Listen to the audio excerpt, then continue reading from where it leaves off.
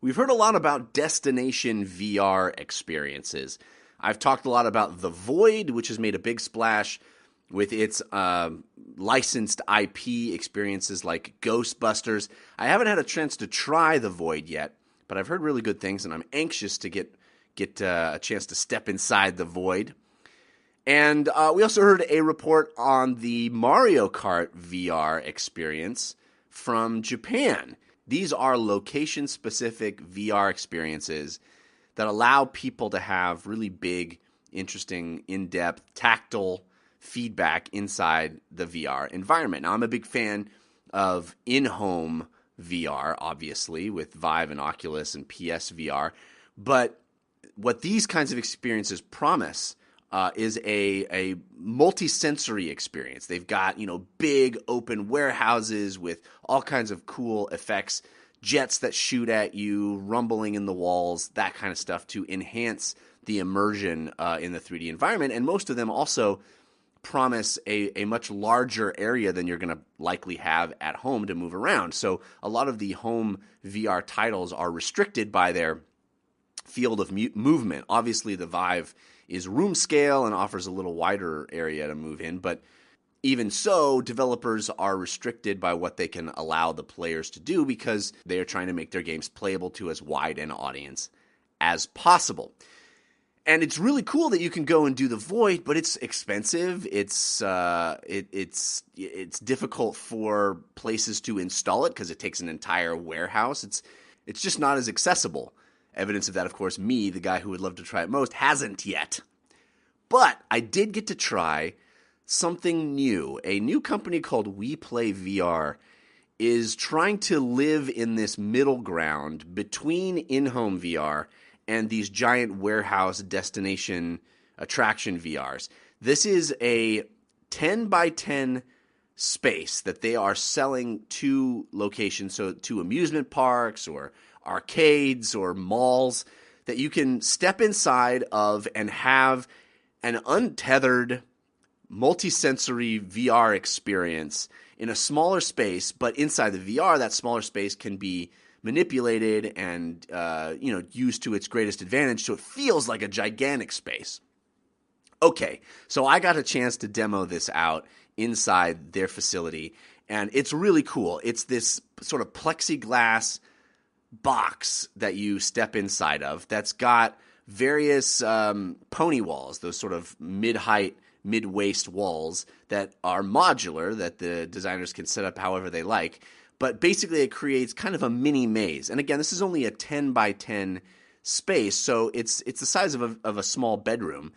But because it's completely empty and because those little walls can be moved around, they can create a avenue to walk through, and you still get to touch the walls and feel like you're in a place inside VR. I put on a backpack, I put on a regular Vive headset and held a Vive controller, and it was being tracked just with the Vive lighthouses. So it was really just using Vive on top of their system, which is all proprietary. They have their own SDK, their own operating system that is designed to work more like a theme park ride operator would encounter than somebody logging onto their PC.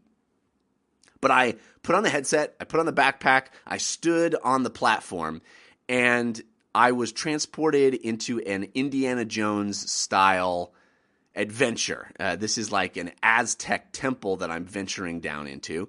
And it looked gorgeous. Graphics were awesome. I was holding a torch in my hand, and I reached my torch out and I burned off some vegetation that opened the doorway down into this Aztec ruin. So I'm walking through the hallway, and on the floor there are little arrows that tell me where to go, and there is a voiceover in my ear giving me lore and encouraging me to move forward.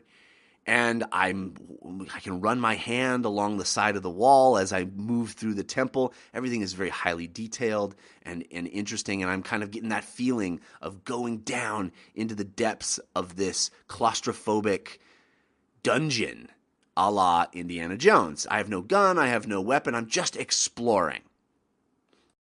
I have to clear cobwebs away with my torch, and I'm moving through this maze, and there are doors that slide open, big slabs of rock that slide up, and as they do, the floor underneath my feet rumbles. And that sensation is extraordinary. It really places you in the location, and it really gives weight and heft to all of the things around you. A big stone slab in VR is just some pixels, but when you feel your feet rumble in proximity to it, it really conveys that sense of weight, and it substantiates the world in a really powerful way. So I'm encountering spiders and, creepy crawlies. I won't spoil every last bit of the surprise if you get a chance to try this somewhere. There are evidently 7 of them in the wild across the UK and North America. So it's not exactly easy to find at this point, but I highly recommend it. I think these things are going to be more and more prominent because they've priced them for retailers at a place where they can actually install them in malls and stuff like that. So I'm hoping to see much more of this. Anyway, I continue my journey, and I get to a platform that looks like an elevator, and I stand on it, and the entire platform underneath me rumbles as I descend deeper and deeper into the Aztec temple. And that experience of riding an elevator as it shakes gently underneath my feet feels like I'm actually going down deeper into these unexplored caverns. It's an amazing feeling riding that quote-unquote elevator inside this box. It really made me feel like I was going down lower elevation. It's an extraordinary sensation. And there are other surprises that happen. There are some jump scares and some fun things. You discover things. You have to solve a couple of very rudimentary puzzles. The whole thing lasts, 5 to 7 minutes tops. And the idea is that this will work like a theme park ride where there's, getting people to go through at a relatively high rate. I was really impressed with this. They say it's all very modular and can easily be programmed with new adventures. This is just the first. They are producing others. They have companies lined up that actually own really popular IP that they want to create experiences inside the WePlayVR box, the volume, I guess, to create their own unique experiences. I mean, I wanted to buy one of these and put it in my backyard. It's a 10 by 10 space. It could fit in my backyard. Not going to happen.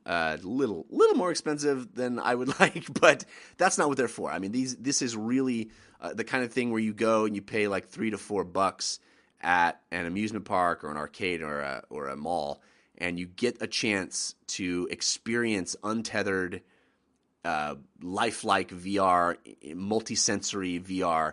And I think this is the kind of thing that can really popularize VR even more than it is. I think in-home VR still faces a challenge that most people haven't tried it. They don't know what's so cool about it. I think there's a bit of a resistance there.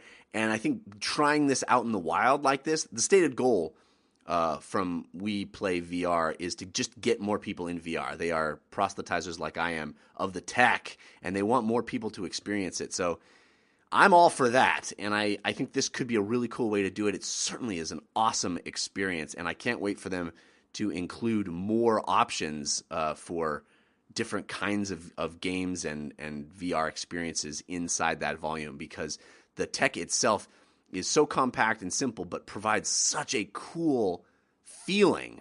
I want more of it.